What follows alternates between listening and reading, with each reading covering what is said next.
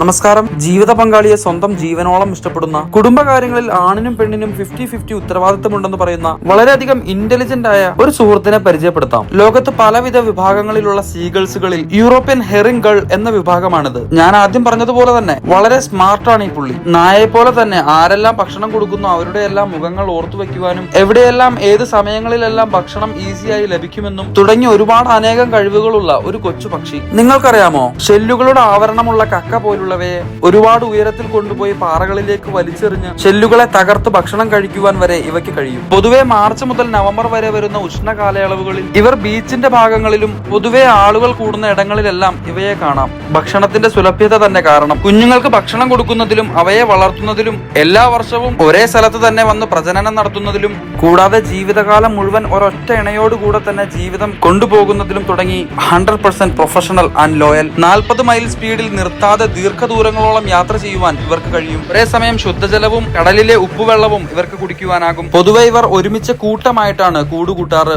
സുരക്ഷയും സൗഹൃദവും തന്നെ ലക്ഷ്യം. ഇവരെല്ലാം കൂട്ടം കൂടി നിന്ന് മണ്ണിന് മുകളിൽ ഒരു പ്രത്യേക തരത്തിൽ നൃത്തം ചെയ്ത് മണ്ണിന് താഴെയുള്ള പുഴുക്കളെയും മറ്റും മുകളിൽ ഭയങ്കരമായ മഴ പെയ്യുന്നുണ്ട് എന്ന് വിശ്വസിപ്പിച്ചുകൊണ്ട് മുകളിലേക്ക് വരുത്തി അകത്താക്കുന്ന ഒരു കിണ്ണം കാച്ചിയ ഐഡിയയും ഇവരുടെ കയ്യിലുണ്ട്. ഇവരെ കമ്മ്യൂണിക്കേറ്റ് ചെയ്യുവാൻ പലതരത്തിലുള്ള ആക്രോശങ്ങളും ഇവർക്കുണ്ട്. പൊതുവെ ആക്രമകാരിയല്ലെങ്കിലും ഇവിടെ കയ്യിലെ ഭക്ഷണ സാധനങ്ങൾ വിദഗ്ധമായി റാഞ്ചുവാൻ കഴിവുള്ള ഒരു ബണ്ടി ചോർ കൂടിയാണ് ഇവൻ. ഇവയെ കൊല്ലുന്നതിനും വേട്ടയാടുന്നതിനുമെല്ലാം നിയമങ്ങളുടെ ചട്ടക്കൂടുണ്ട്. എന്നെ തിരിച്ചറിയുകയും ഭക്ഷണ സമയമാകുമ്പോൾ കൃത്യസമയത്ത് എന്റെ അടുത്ത് വരികയും ചെയ്യുന്ന ഒരുവനുണ്ട്. മറ്റൊരവസരത്തിൽ പരിചയപ്പെടുത്താം. നന്ദി.